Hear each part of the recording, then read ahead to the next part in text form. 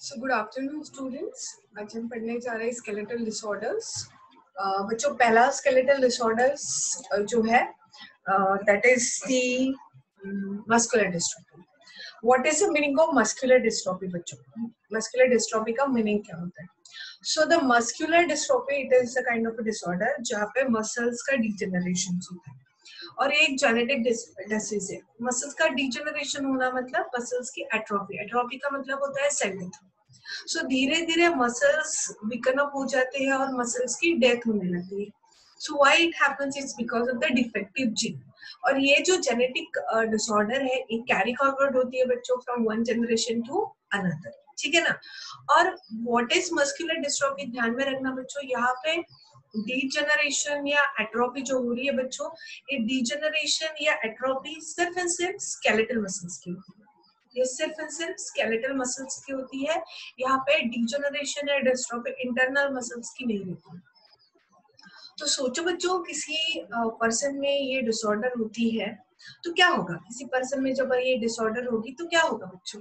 तो उस पर्सन में सबसे इम्पोर्टेंट इशू होगा कि उसके रेस्पिरेटरी सिस्टम काम करेगी, उसकी डाइजेस्टिव सिस्टम काम करेगी, उसके इंटरनल ऑर्गन्स फंक्शनिंग रहेगी क्योंकि स्मूथ मसल्स काम करेंगी. सिर्फ स्केलेटल मसल जो है इट स्टॉप वर्किंग. तो पर्सन कैसा हो जाएगा, पैरालाइज्ड. ही और शी वुड बी ना बेड रिडन कंडीशन में रहेंगे. ठीक है ना गाइस. ओके. अभी हम जब बात करेंगे बच्चों आगे जाते हैं. तो ये मस्कुलर डिस्ट्रोफी जैसे मैंने कहा ये एक जेनेटिक डिसऑर्डर है. तो आप देखो बच्चों यहाँ पे आप देख रहे हो सपोज कोई पर्सन है. पर्सन में जो फादर है वो अनइन्फेक्टेड है और मदर है कैरियर है. कैरियर का मतलब वो कोई सिम्टम नहीं दिखाती है मस्कुलर डिस्ट्रॉफी की. मस्कुलर डिस्ट्रॉफी के लिए रिसेसिव जीन होना जरूरी है. रिसेसिव कैसे, दो रिसेसिव जीन होना जरूरी है, एलील्स होना जरूरी है, दो रिसेसिव एलील्स होना जरूरी है. जैसे कि एक है और एक रिसेसिव उसके साथ में डोमिनेंट है तो वो फीमेल कोई सिम्टम्स नहीं दिखाएगी. हाँ बट हाँ एक रिसेसिव है तो वो फीमेल जो है बच्चों she will show the symptom. और इसके लिए इस मस्कुलर डिस्ट्रॉफी के लिए जो रिस्पॉन्सिबल जीन्स होते हैं, रिसेसिव जीन्स होते हैं, वो हमेशा एक्स क्रोमोसोम पे रहते हैं. They always present in X chromosome. आपको पता है बच्चों मेल में ऑलवेज क्रोमोसोम जो XY रहता है और फीमेल में इट इज एक्सेस. सो दोनों रेसेसिव रहेंगे तभी मस्कुलर डिस्ट्रॉफी होगा. दोनों रेसेसिव रहेंगे तभी मस्कुलर डिस्ट्रॉफी होगा. तो फीमेल कैसी है बच्चों, कैरियर मतलब उसके बॉडी में एक रेसेसिव है एक्स क्रोमोसोम पे, दूसरे क्रोमोसोम पे रेसेसिव नहीं है, डोमिनेंट है. तो बच्चों क्या चांसेस है आने वाले प्रोजेनी जो है उनमें कैसे बेबीज बॉर्न होंगे. देखो सपोज सन बॉर्न होता है तो सन में एक तो वो नॉर्मल रहेगा अनअफेक्टेड या उसको अफेक्टेड मस्कुलर डिस्ट्रॉफी होगी. और डॉटर बॉर्न होती है तो डॉटर में दो चांसेस है. एक तो वो नॉर्मल रहेगी बच्चों, नहीं तो वो कैरियर रहेगी. मतलब डॉटर में ये डिफेक्ट नहीं जाएगा बच्चों. ठीक है. सो ये है मस्कुलर डिस्ट्रॉफी. उसके बाद में चलते हैं बच्चों नेक्स्ट है बच्चों ऑस्टियोपोरोसिस. ऑस्टियोपोरोसिस आप दिख रहे हैं बच्चों. Osteoporosis is a disorder of a bone. होता क्या है बच्चों, this is a normal bone. What is it? It is the normal bone. इस तरह से हमारा बोन है नॉर्मल. इस तरह से छोटे छोटे पोर्स है. और आपको पता है बच्चों हमारा जो बोन मैट्रिक्स होता है वो कैल्शियम से बनता है बच्चों. It is made up of calcium phosphate. वो कैल्शियम फॉस्फेट से बनता है, उसमें ढेर सारा कैल्शियम रहता है. अभी यही बोन देखो इस तरह से बना जहाँ पे ढेर सारे होल्स है, पोरस हो गया है, ब्रिटल हो गया गाइस. तो फिर इशू क्या रहेगा in that case guys. In that case हम कहेंगे bone becomes very brittle and fragile. आप यहाँ देख सकते हैं सेकेंड डायग्राम में. ये देखो ये हमारा नॉर्मल बोन है. I mean inside the matrix इस तरह से है. और ये देखो पर्सन जिसमें ऑस्टियोपोरोसिस हुआ बोन कैसा दिख रहा है, हो गया brittle.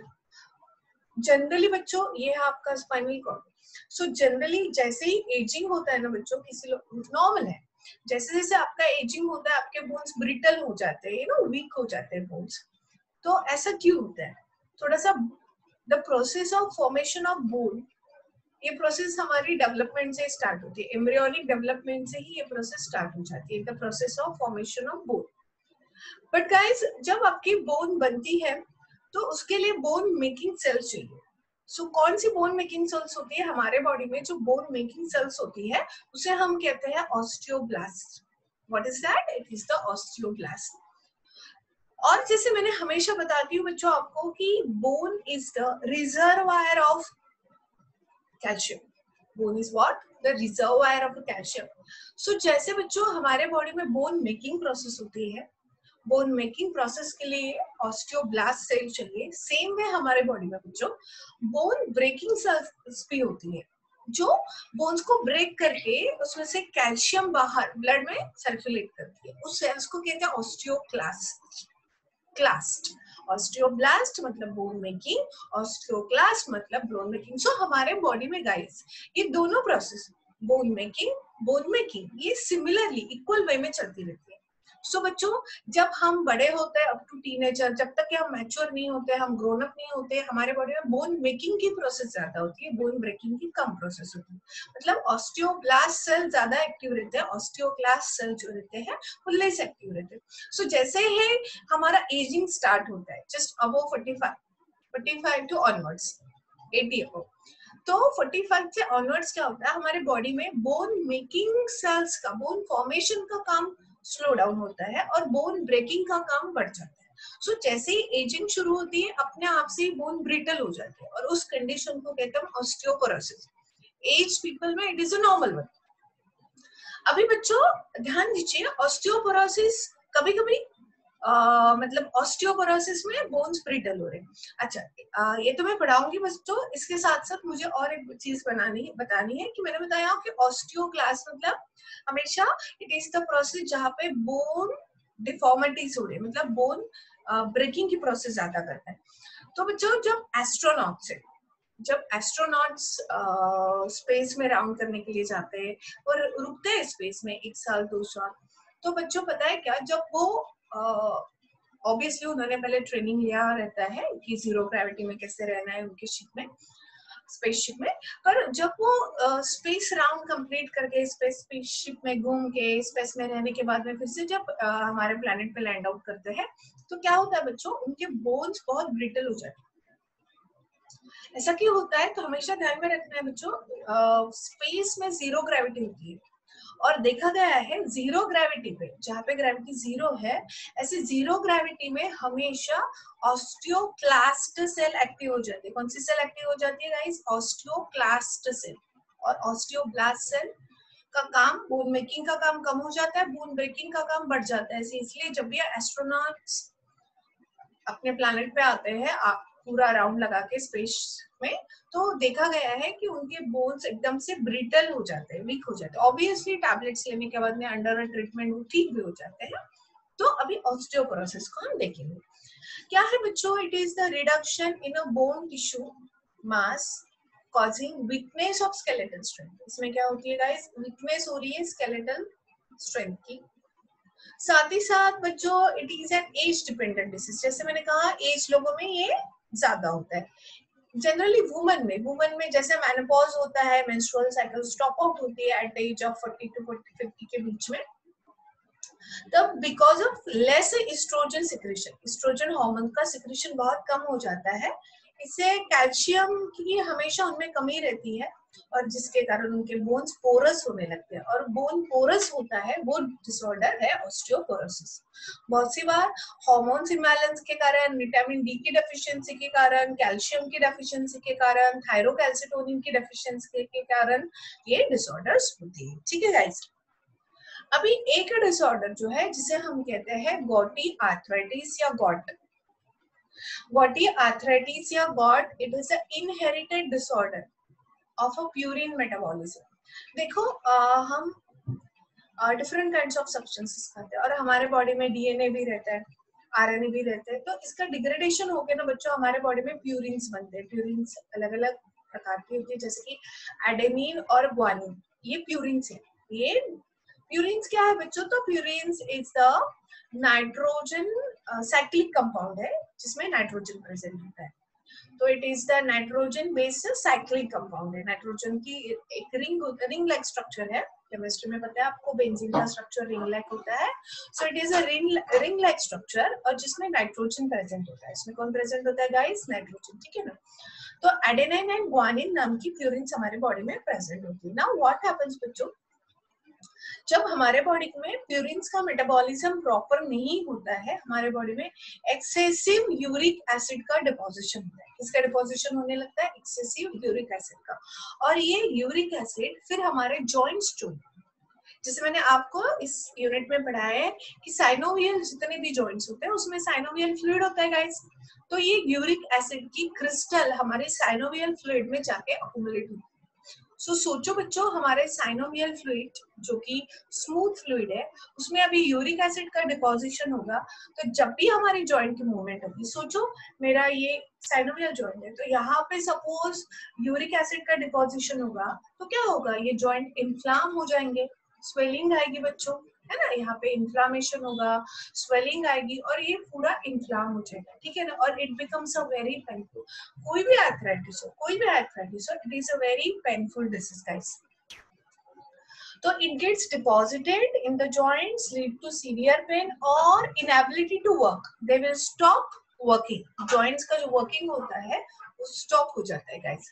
And it affects body arthritis सबसे ज्यादा मेन में होता है, because compared to female, देखो female hormones and male hormones are difference, तो मेल में यूरिक एसिड डिपोजिशन के चांसेस ज्यादा रहते हैं देन द फीमेल, इसलिए आर्थराइटिस के, गॉटी आर्थराइटिस के चांसेस जो है वो मेल में ज्यादा रहते हैं then that of the female, ठीक है गाइस। नाउ बच्चों नेक्स्ट डिसऑर्डर जो है it is known as osteoarthritis. हम ऑन एंड ऑन सभी काइंड्स ऑफ आर्थराइटिस ही पढ़ रहे हैं।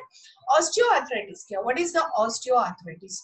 ऑस्टियोआर्थराइटिस में ये प्यूरिन मेटाबॉलिज्म का है, यूरिक एसिड का डिपोजिशन होता है। ऑस्टियोआर्थराइटिस में बच्चों lubricating synovial fluids between the bones at the joint stop, मतलब साइनोवियल फ्लूइड का बनना स्टॉप हो जाता है, सिक्रेशन ऑफ साइनोवियल स्टॉप हो जाता है। जब साइनोवियल फ्लूइड ही नहीं रहेगा तो कार्टिलेज को कौन नरिश करेगा, और फिर कार्टिलेज के in between the cartilage friction होगा और that becomes a painful and swelling होगा जॉइंट्स के ऊपर, ठीक है ना। तो ये कहाँ देखा जाता है बच्चों? It is characterised by degeneration of cartilage part. Generally synovial fluid cartilage को न्यूट्रिशन प्रोवाइड करता है। जब synovial fluid ही नहीं रहेगा तो कार्टिलेज गायब हो जाएगा। जब कार्टिलेज ही नहीं रहेंगे तो ये दो बोन्स के बीच में फ्रिक्शन होगा गाइस, और फ्रिक्शन के कारण that becomes very painful। और अभी देखो the joint becomes inflamed, it movement becomes painful, इसकी movement painful हो जाएगी and its function is diminished, इसका जो main function है वो loss out होगा।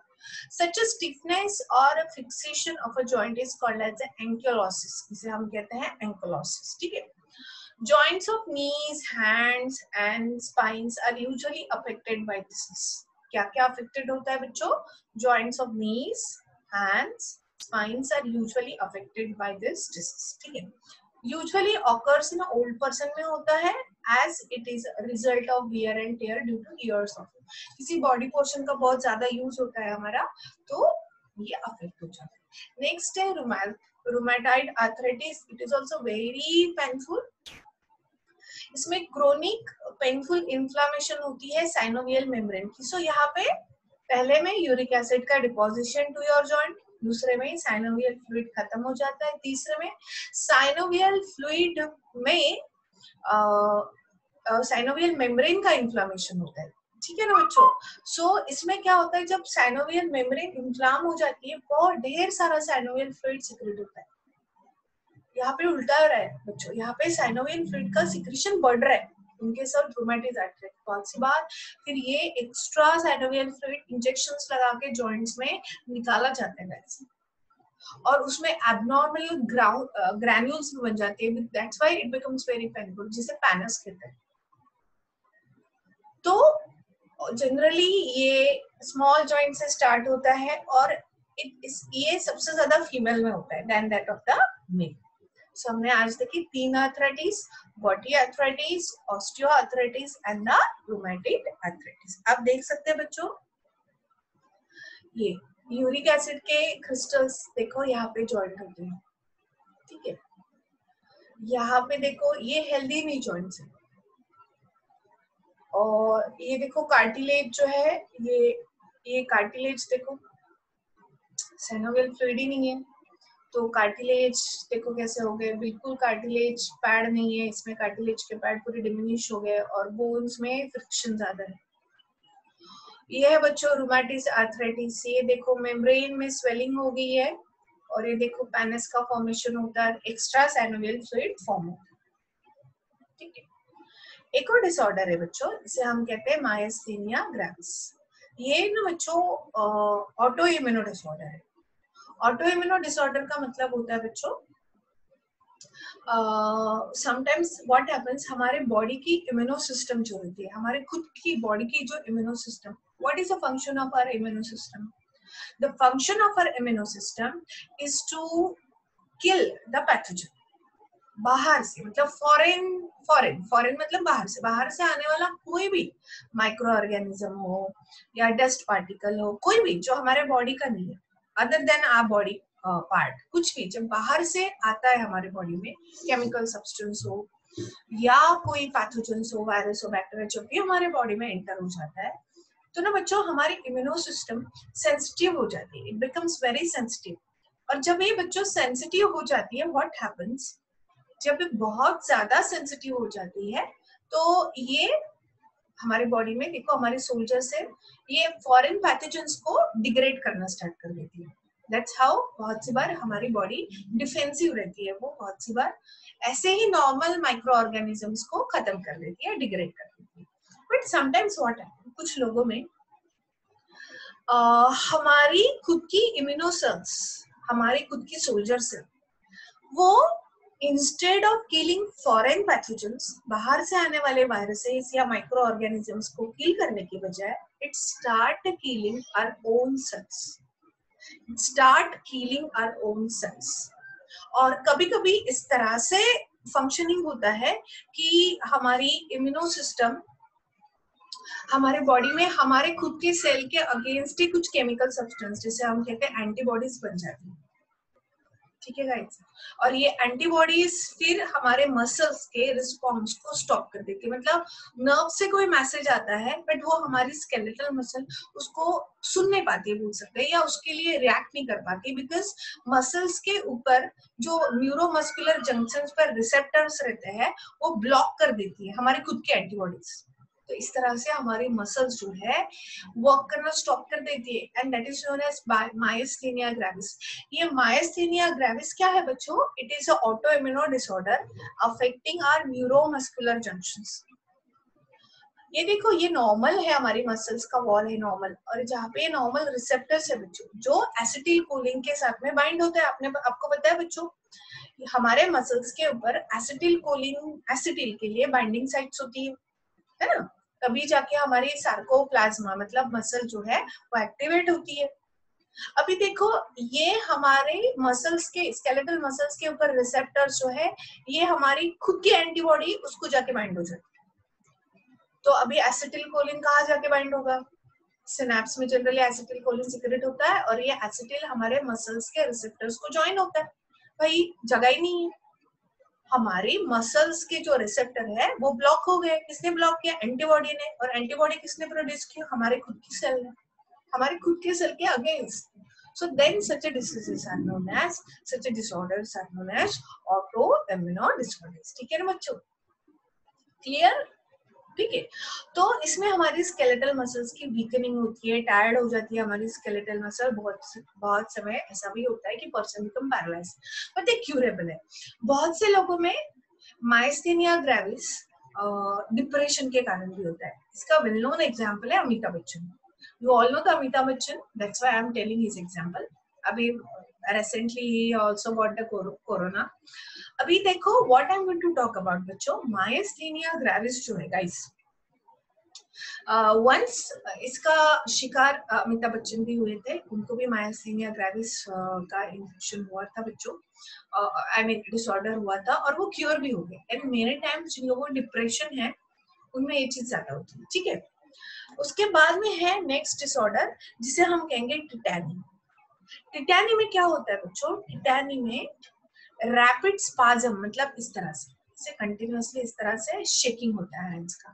रैपिड स्पाज्म मतलब हमारी muscles fast contraction, relaxation. Generally आपने ओल्ड एज पे ओल्ड एज जो पर्सन रहते हैं घर में, उनको देखा होगा जब when we offer them a tea और कॉफी और the water, their hand continuously shakes.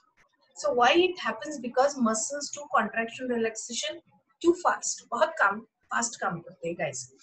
So इसे ना हम कहते हैं tetany. What is tetany? It is a rapid spasm that is known as a wild contraction in a muscle due to low calcium in the body.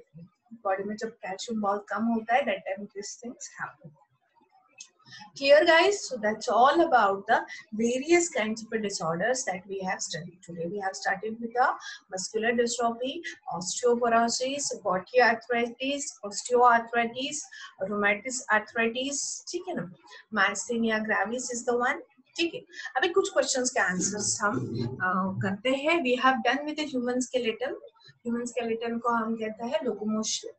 Movement and locomotion है. Locomotion and movement इस तरह से नाम है. Very last unit है 11th का. The human school में 22 bones होते हैं. विद कितने क्रैनियल बोन्स होते हैं और कितने फेशियल बोन्स. ठीक है ना? ये पहला क्वेश्चन है. आप रिकॉल करो बच्चों. इसका आंसर क्या आना चाहिए? इसका आंसर आएगा बच्चों 8 जो क्रैनियल बोन्स रहते हैं और 14 फेशियल बोन्स. ठीक है. अच्छा, हमारी ह्यूमन की रिब्स जो है इसे बाइसेफेलिक कहते हैं. The human ribs are term as bicephalic. So why we call the human ribs as a bicephalic? We call a human ribs as a bicephalus because they have two articulation surfaces. दो joining के surfaces होते हैं on their dorsal side. On their dorsal side. Now, which of the following is not a cranial bone? इसमें से कौन सा bone जो है जो कि cranial bones नहीं? So आपको पता है sphenoid, ethmoid ये दोनों cranial bones है. वो हमारे cranial capacity डाउन प्रेजेंट होती है. स्पेनॉइड बोन में आपको पता है पिट्यूटरी ग्लैंड होती है. एथमॉइड बोन नोज पे पैरेलल रन होता है और parietal bones तो आपके disc. This is the parietal bone. So right answer हुआ बच्चों zygomatic, because zygomatic is your cheekbone और ये आपके facial bones. ठीक है.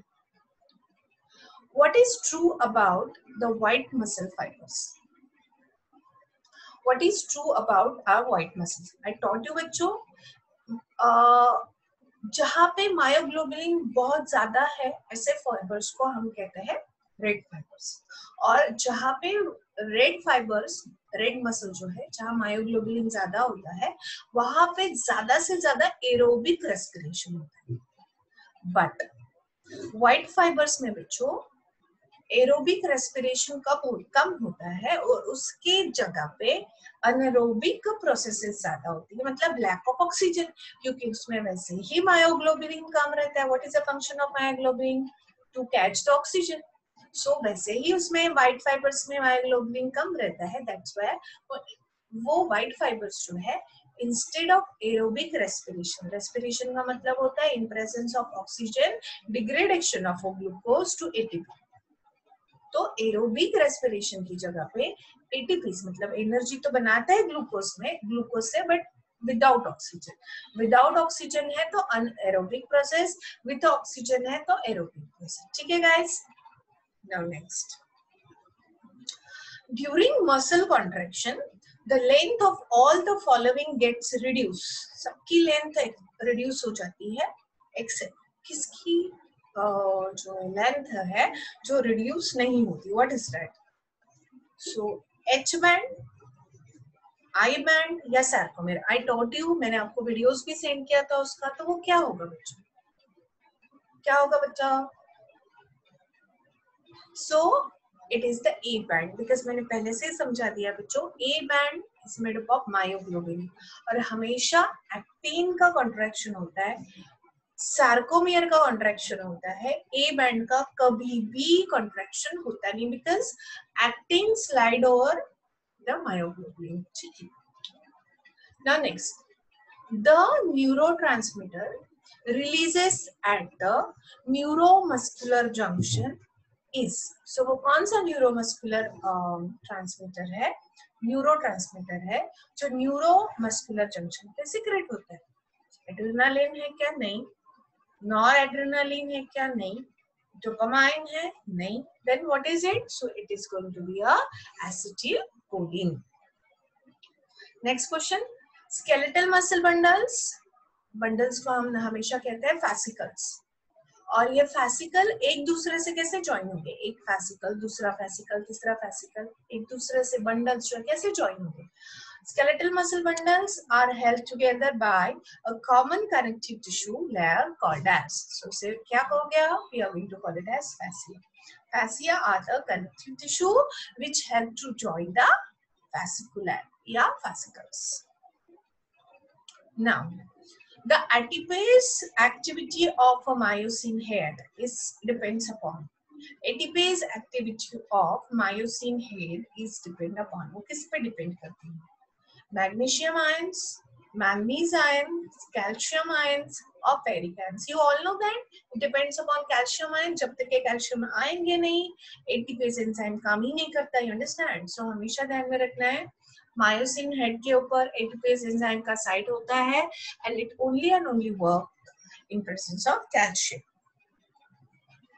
Which one of the following has ATPase activity? इसमें से किसे सबसे ज्यादा ATPase activity है? कहाँ पे ATPase activity होती है? The very first thing, actin. Second one, tropomyosin. Third one, head of myosin, and the fourth one is troponin. So right answer is going to be a head of myosin.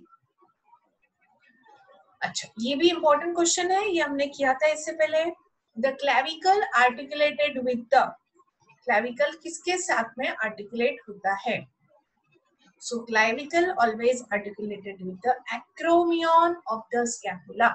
पढ़ाया मैंने. It is always articulated with the acromion of the scapula. ठीक है guys? So do you understand all the things? Okay, so now today we have finished our whole human skeleton unit. We have studied joints, we have studied different kinds of bones, हमने different kinds of muscles पढ़े, different kinds of joints पढ़े बच्चों, ठीक है ना? हमने pelvic girdle, appendicular skeleton, axial skeleton पढ़ा बच्चों, and all things which we have studied, this is very very important for the 12th standard. इसमें से बहुत सारी चीजें जो है गाइस वो आपको 12th स्टैंडर्ड में रिपीट हो सकती है, मतलब 12th स्टैंडर्ड में कहीं ना कहीं बच्चों इसका यूज होगा. So keep on reading guys. और इसमें से कुछ पोर्शन जो है जो आपको स्टडीज के लिए नहीं है, मतलब 11th स्टैंडर्ड के पढ़ाई के लिए नहीं है. वो कौन सा क्वेश्चन है जो आपको 11th स्टैंडर्ड के लिए नहीं है? पहला है बच्चों, इसमें आपको जॉइंट्स नहीं है, टाइप्स ऑफ जॉइंट्स भी नहीं है. फिर आपको मसल्स का मैकेनिज्म नहीं है. बोन के डिफरेंट डिफरेंट जो डिसऑर्डर्स देखे हमने, मसल्स के डिफरेंट डिफरेंट डिसऑर्डर्स देखे, ये भी आपको 11th स्टैंडर्ड के बोर्ड के लिए नहीं है, ये भी निकाला गया है. मतलब आपके बुक में है बट आपको एग्जाम में नहीं आएगा. बट मुझे फिलहाल पता नहीं है बच्चों, बट आप में से बहुत सारे बच्चे नीट के लिए होंगे, उनको ये पूरी चीजें पढ़ना है गाइस. ओके, और आई होप मैंने आपको मल्टीपल चॉइस क्वेश्चंस दिए थे वो आप लोगों ने बहुत अच्छे से सॉल्व किए होंगे. Okay guys, so thank you. Next time कोई नया यूनिट स्टार्ट करेंगे. ओके.